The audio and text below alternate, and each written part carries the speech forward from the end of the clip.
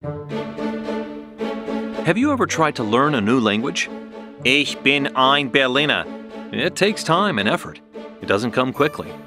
Well, there's a language that each of us needs to learn, and it's the language of personal revelation. Or in other words, understanding how the Lord speaks to us.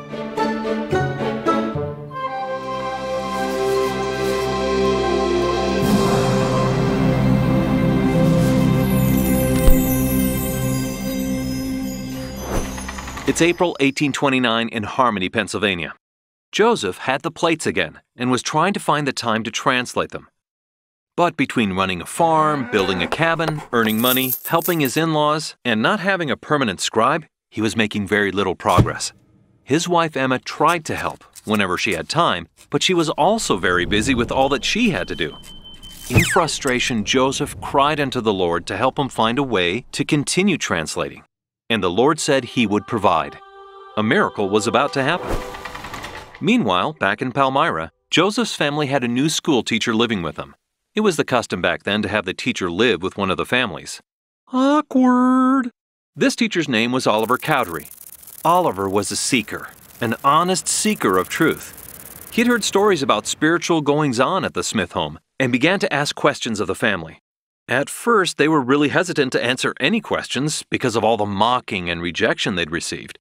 But soon, they saw Oliver was sincere and spent a long evening answering his questions.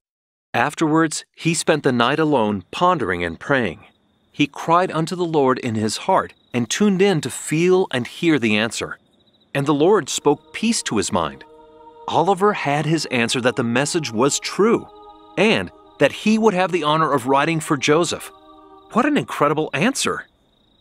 As soon as he could arrange it, Oliver took the long, difficult journey to Pennsylvania to offer Joseph his help.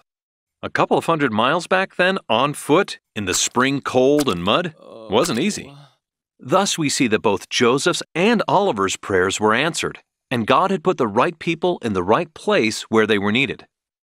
When Oliver first arrived at Joseph and Emma's cabin in Harmony, he wanted a personal manifestation that Joseph was really a prophet. The answer is found in section 6. In it, Oliver was told about the night that the Lord spoke peace to his mind. What greater witness can you have than from God? Oliver hadn't told anyone about that night, so when Joseph spoke about it, it was proof to Oliver that Joseph was indeed the Lord's chosen prophet. There was no other way Joseph could have known about that night. Oliver began working as scribe, writing down the words as Joseph translated the Book of Mormon by the power of God. And now that Joseph had a great helper, they were able to work continually. Oliver said that Joseph never lost his place, never repeated himself, and when they took a break, he always knew exactly where to start again without asking. Almost all of the translation of the Book of Mormon, all 531 pages, took place during a 3-month period from April to June in 1829. Oliver recalled, "I know that this Book of Mormon was translated by the gift and power of God. My eyes saw, my ears heard, and my understanding was touched, and I know that whereof I testified is true. It was real." That translation process was really cool, and Oliver also wanted to try translating. I mean, how hard could it be? The Lord said Oliver could translate if he desired and was prepared. So he tried, and couldn't do it. He discovered that what Joseph was doing was really difficult. Oliver asked the Lord why he wasn't able to do it, and his answer came in section 9. You took no thought, save it was to ask. In other words, Oliver just asked to translate without putting in the time and effort to prepare himself. Do we ever ask for blessings like that? The Lord gave further counsel to Oliver on how to understand revelation, saying he would either feel a burning in his bosom or a stupor of thought. That specific direction applied to Oliver. But for many of us, the only burning in our bosom we feel is heartburn after eating a spicy meatball. You see, the Lord speaks to each of us in different ways, according to our personalities, preparation, learning styles, and spiritual gifts. Some people have visions and dreams, and some just have peace and confidence. But they're all answers from the Lord. How do we know? Well, have you ever been in love? Could you describe the exact feeling to someone else? What are you feeling in your heart and mind when you're in love?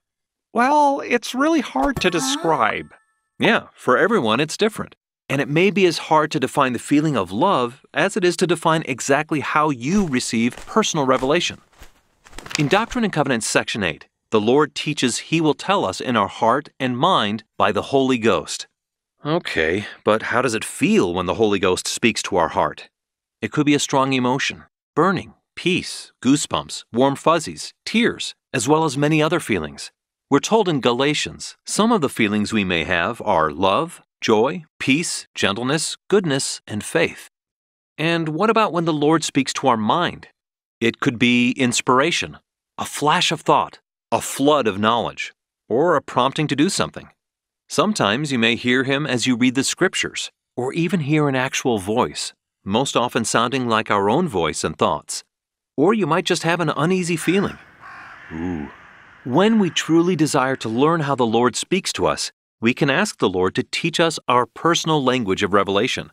Yep, it's that learning a different language idea, like high school German. Sprechen Sie Deutsch?